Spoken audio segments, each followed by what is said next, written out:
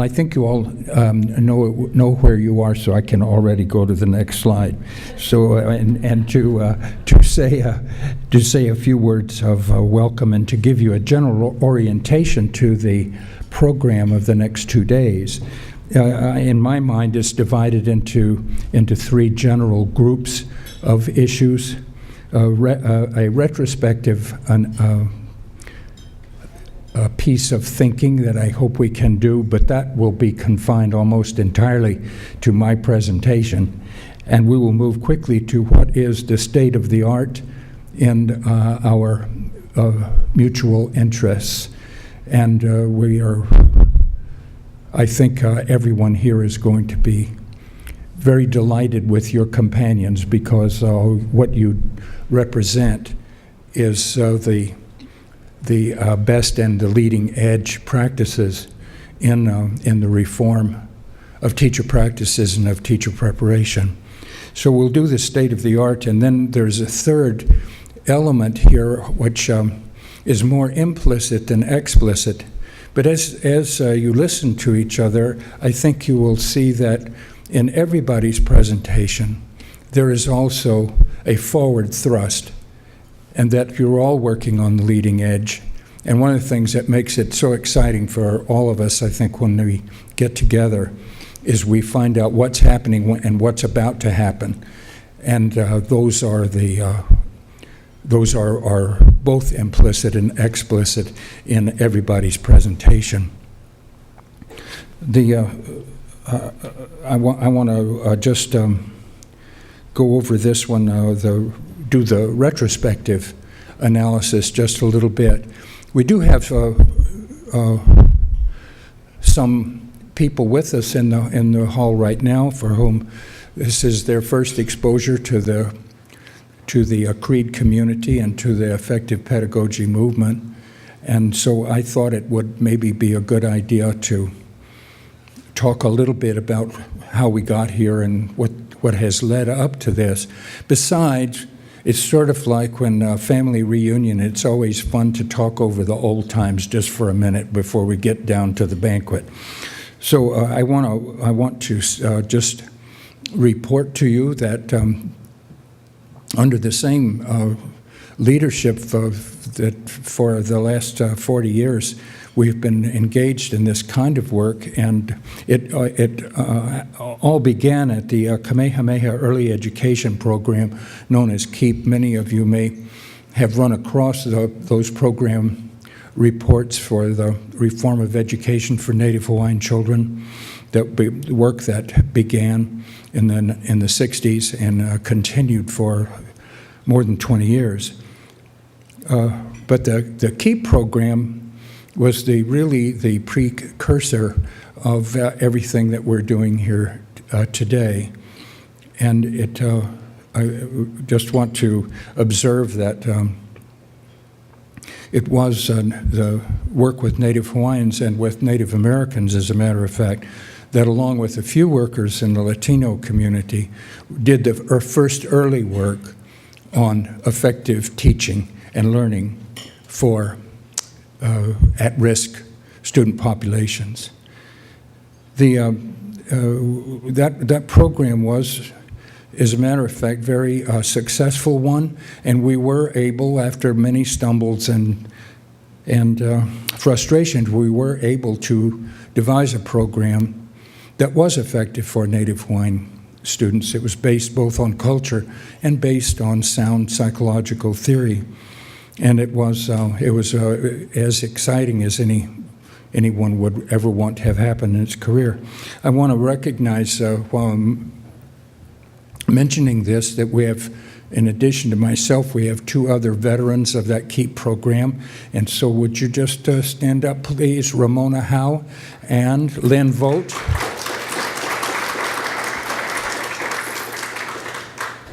And after we were satisfied with the student achievement data coming out for Native Hawaiians, we had terrible arguments nationally over whether or not this had anything to do with culture or it did have anything to do with anything other than just good teaching. And we were convinced that we had used a deep contextualization into the Hawaiian culture of our solution. And the best way that we could move forward in our understanding was to go try the same program among a group that was as different from Hawaiians as we could find. And that turned out to be the Navajo. And so we had initially intended to be a semester stretch to a year, and as far as I know, we still have contacts going on with among the Navajo. And what we did find out there is we had to change a lot, but there were certain elements that were steady on and were exactly the same in the two cultures. That Navajo work was probably the most crucial experiment I've ever been involved in, and I want to say again that we also have a heroine of the Navajo work with us was Lynn. Lynn, wave your arm if you don't want to stand up. So Lynn and I and our anthropologist had the pleasure of doing most of that work. So to continue the retrospective analysis, then we had two cultural programs, and we found that there were things the same and things that were different.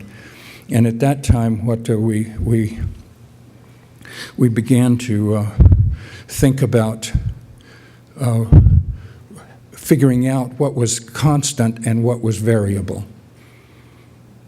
And I was haunted by a nightmare at that time, which was what in God's name would we do if we had a classroom of half Hawaiians and half Navajos? And of course, at that very time, that is when the demographics were changing, and all you people in the Bay Area were having to suffer with exactly that kind of classroom, and which you were. It's not unusual for you, of course, as you have 10 cultures and 12 languages and 25 students. And so it became more and more crucial to try to determine, is there anything that is the same? Is there any kind of guidelines that could serve for all students?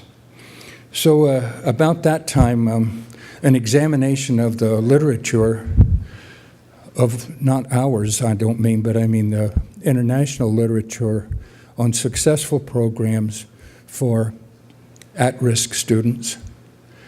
Did they have any commonalities? As a matter of fact, they did. And I mention this because that was the source of the 5 standards. The 5 standards for effective pedagogy, which infuses so much of all of our work now, that started out as the consensus characteristics of successful programs for minority underachieving populations.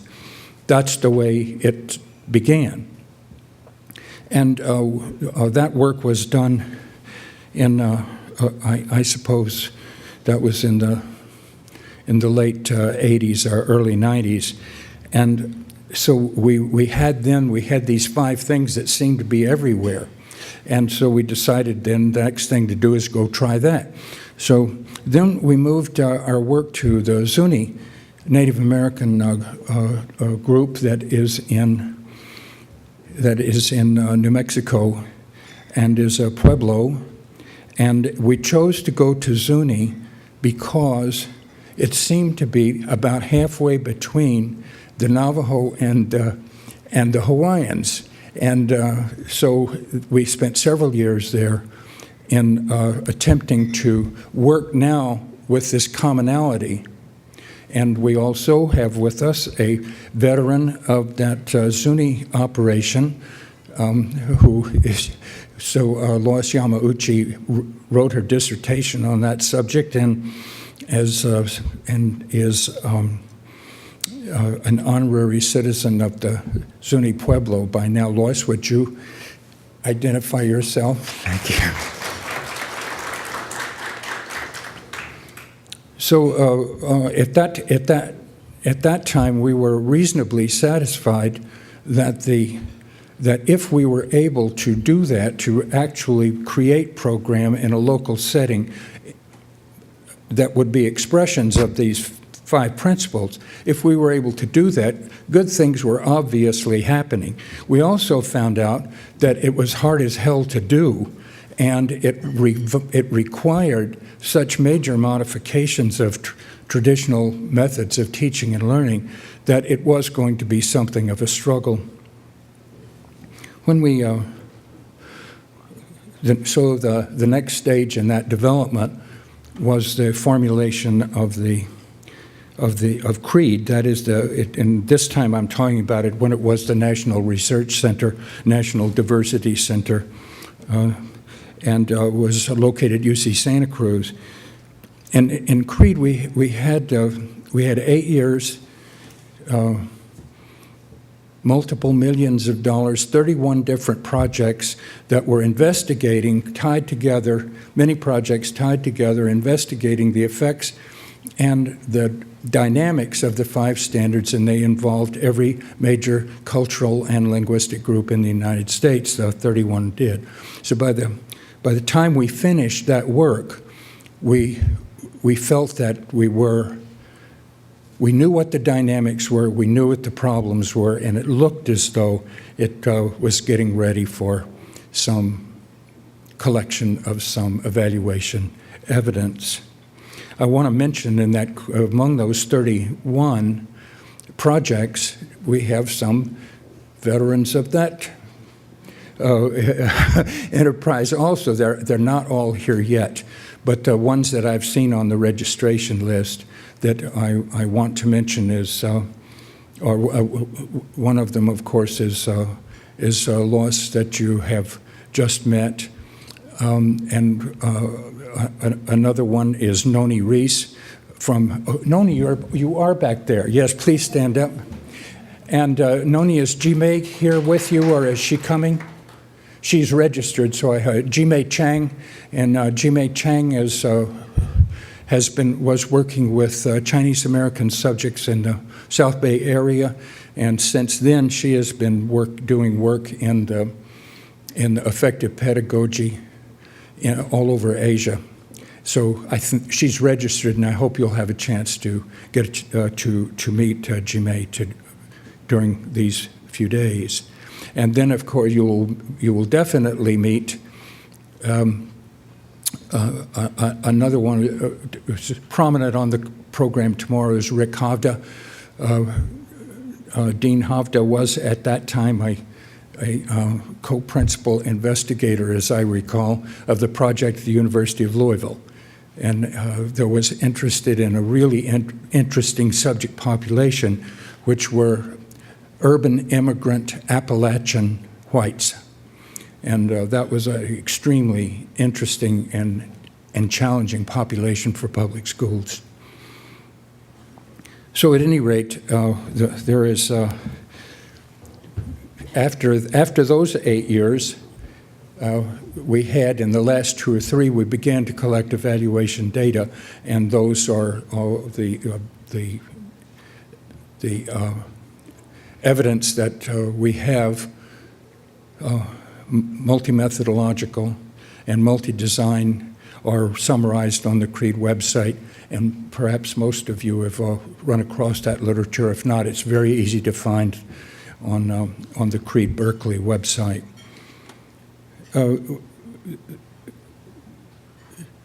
When Dean Pearson and I negotiated the move of CREED to Berkeley, it really didn't require any negotiation much. It was just as soon as we had a quick conversation, it became perfectly evident that the two of us saw the problems of the world in exactly the same way, and that was the route toward reform of education had to go through teacher development programs, pre-service as well as in-service.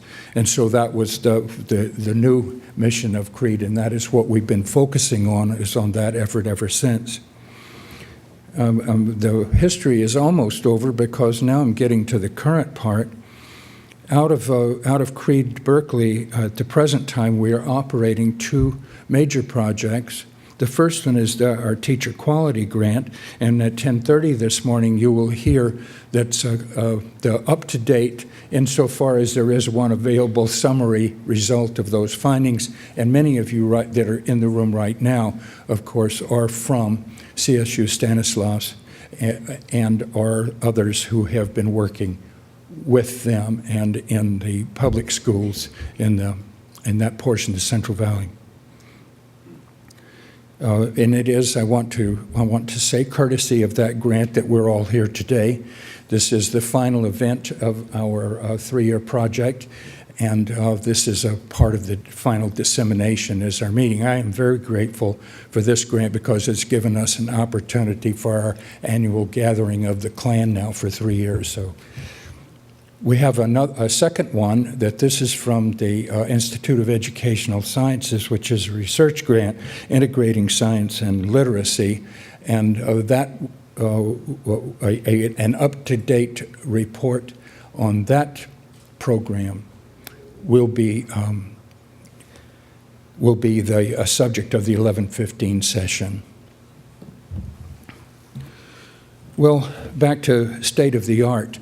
Well, what I want to suggest to you is what is CREED now. This is the way I think of it.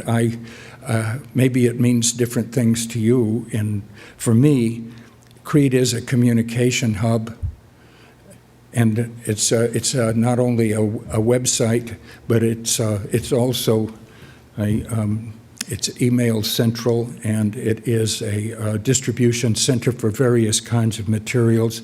But more than that, what CREED is now is kind of I don't know what exactly you'd call it, a nickname or something for us. It is CREED seems to me it is we as a network, and it is, as you have seen from the earlier slides, you see all the different people who are coming here. It is now our network is in it's in Singapore, Hong Kong, Taiwan, courtesy primarily of GMA. In Greenland, we'll be doing some work next month in Denmark, and it is all over the United States, and many of the, except for those who are ill or who are seriously indisposed, most of the CREED family will be represented during these 2 days, and so I think we'll be able to catch up. This is my brief list. Not every one of these people are here, but these are people who have been with us in the past. I want to have a special welcome to all of you from local education agencies. We have representatives of the schools, both teachers and leaders. And I want to say that it is primarily the researchers and professors who are going to be occupying the stage, that it is not exclusively true, and it is the schools in which we work, upon which all of this research always has absolutely depended. And my experience, I believe it is the same of all the researchers, my experience starting all the way back in urban Honolulu in the Keep days, I don't think I've ever invented anything. All of everything I've been able to figure out has been through watching teachers teach and thinking about what are they doing and what works and what doesn't, and learning from teachers, and likewise learning from leaders, of which we're going to hear a great deal more during the 2 days together. I also want to give a special welcome to new, we don't have any official stuff, but I mean, these are 3 institutional affiliations that are new to us, and very exciting programs in each of these 3 things that I want to call our special attention to. We have a fascinating partnership with the National Education Association, and you will be meeting very shortly Linda James is here as a representative of that work that we're doing together. And second's University of Greenland, and the leader for professional development work in their post-colonial school reform movement is Katty Motzfeldt, and she will also be on the program, so to hear much about the exciting work that's going on in Greenland. And finally, I want to recognize Pedro Portes from the University of Georgia. Pedro will be, I think, on the program twice, talking about a variety of activities that are going on in the American Southeast. And I want to give the most special welcome to those of you who are here for the first time and who have come on faith. And I want to assure you that this network is not a closed society, but it's an affinity group, and it's based on shared values, and we welcome you very much and hope that you will find it so useful you'll want to stay in touch. Well, what are our shared values exactly? This is, I attempt to express for us all, but I may not succeed. But I know these four may not be all of it, but I know they're not wrong. And one is a commitment that is effective pedagogy for all students of all linguistic, cultural, ethnic, and socioeconomic groups. And that sounds like a really impossible thing to achieve, but it is not. And it can be done even when you have all of those variables present in the same classroom. The second thing that characterizes, I think, our shared values is that we are based on sociocultural, sometimes called Vygotskian, sometimes called cultural historical activity theory. But the reason I emphasize this so much is that, in the first place, this is the dominant scientific and philosophical theory of human development internationally. It is the best that we know now, and it is a coherent set of principles that give us an accurate and the most sensitive picture of the way that knowledge develops, that knowledge development is assisted, and the way that human development itself proceeds. One of the really shocking things when you get to thinking about it is that most traditional education worldwide, and it's not just America, but the traditional education pattern must be based on assumptions of psychological processes which have no merit in evidence and no merit in common sense. And that we have available now a highly sophisticated, evidence-based theory of human development, and it is those processes and those dynamics that we express in the effective pedagogy systems. And finally, the last two were justified by multi-methodological evidence, and that so not only theory but evidence as well.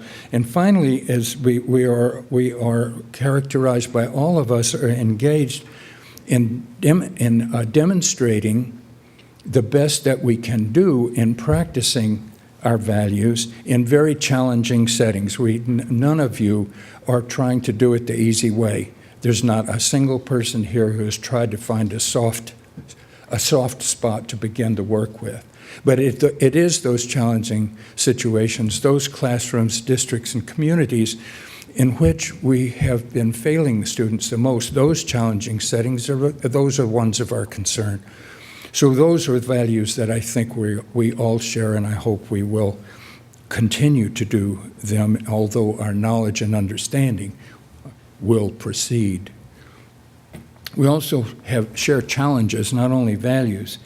We have some very difficult challenges to face. what bigger challenge do you want is to change school teaching and learning as it's been practiced worldwide for a century and a half? No, there's a challenge worth taking on.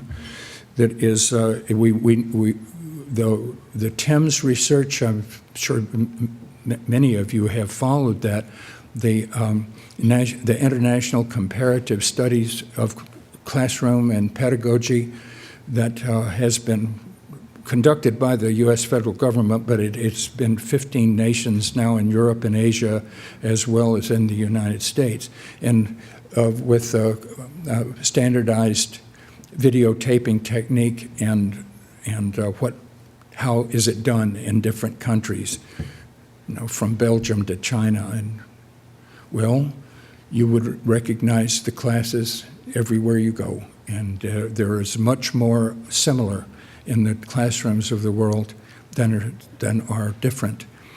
And you would not be surprised anywhere.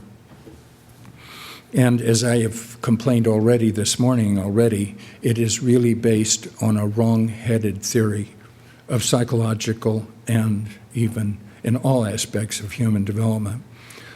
So in order to make any kind of change, I certainly don't expect to see any revolutionary changes in my lifetime, but if it is to be done, we have to change teacher development practices, the practices by which in both in-service settings and in teacher preparation, those practices have to be changed.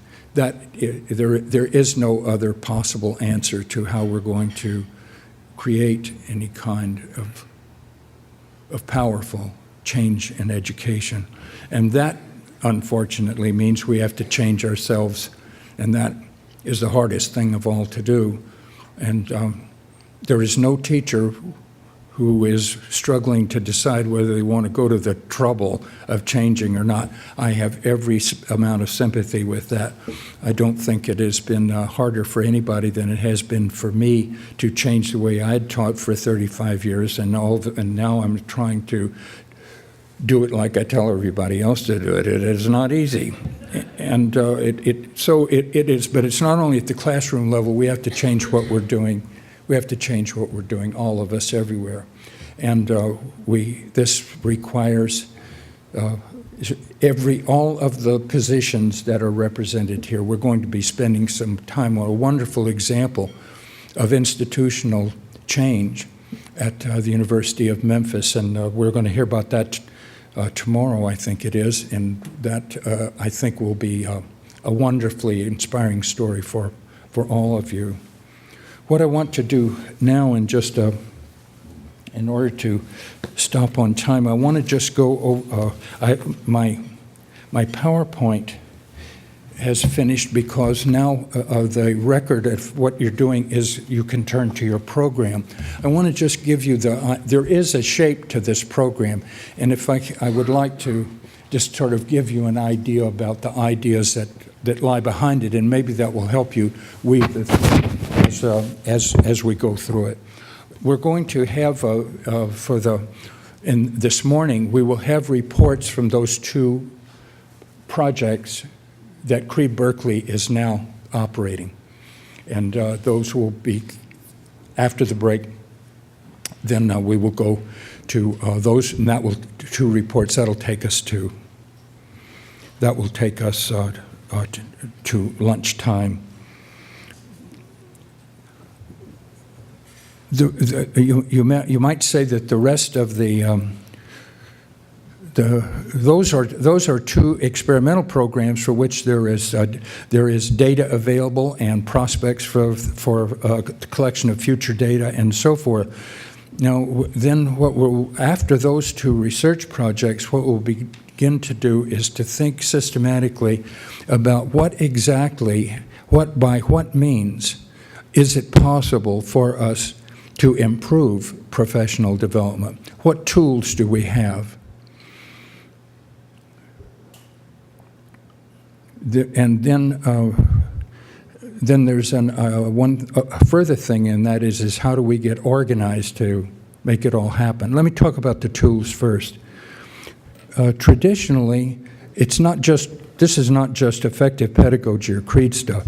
Most of our professional development work operates through two sets of tools. We give courses or we do coaching.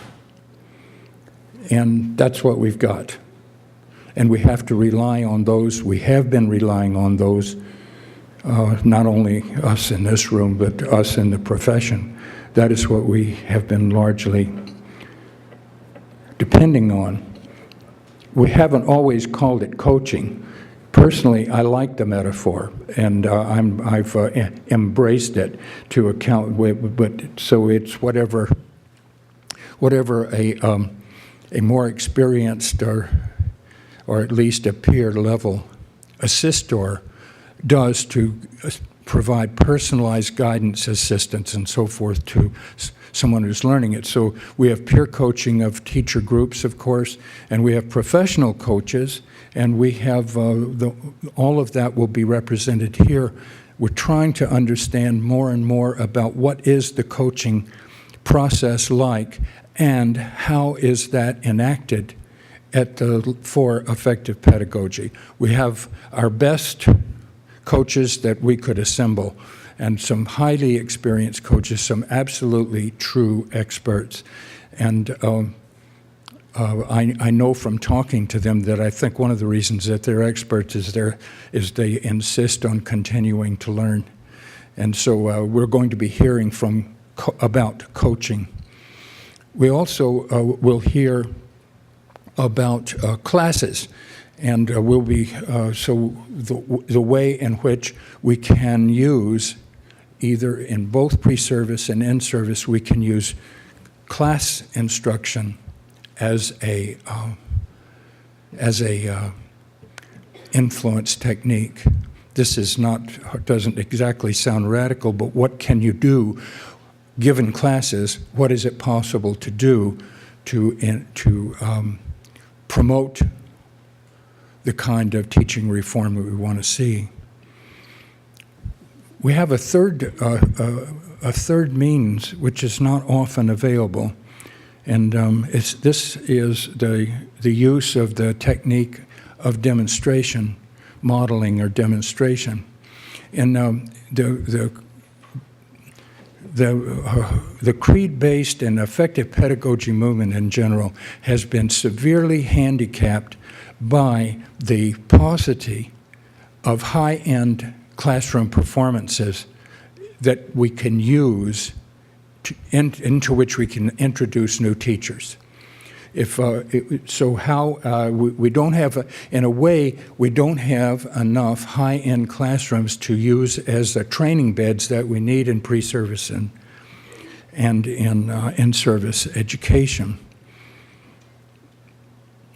That is improving every day, and you're going to be hearing ways of improving that and so forth. But one of the things that we have been working on here and then you're going to hear about is the use of videotape to provide the high-end modeling and demonstration.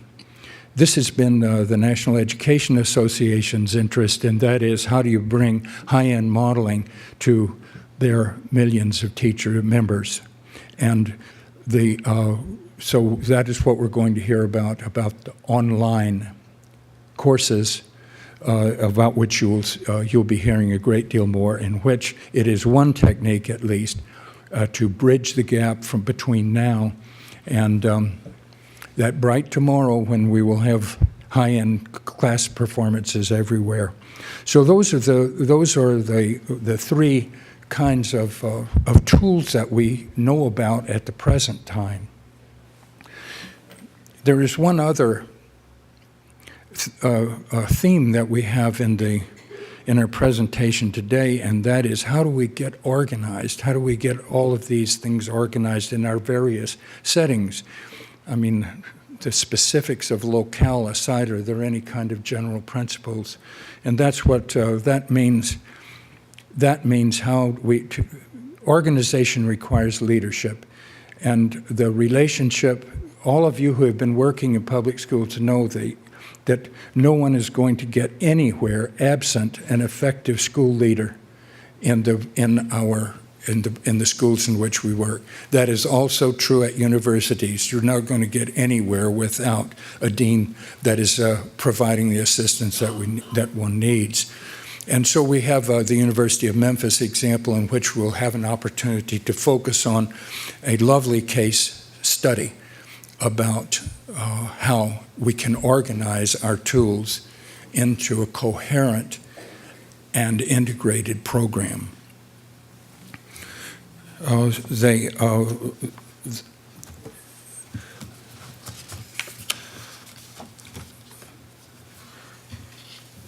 Another thing that we have, one last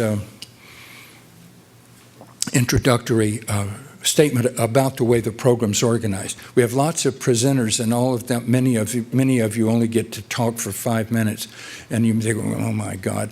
But listen, don't be alarmed, because this is not the last thing you will have to say on the subject.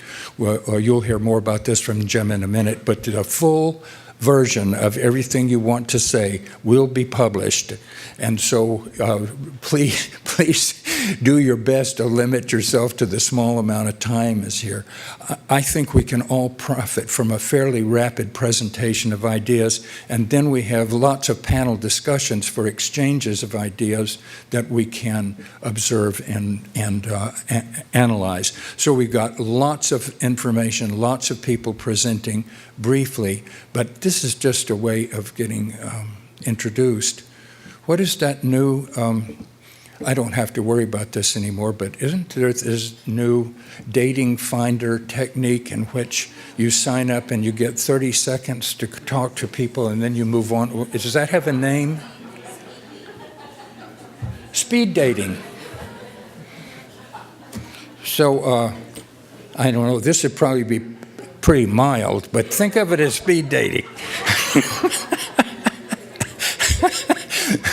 There's another way in which it's really analogous, because I hope what's going to happen is you're all going to get phone calls later from just the people you hoped would call you.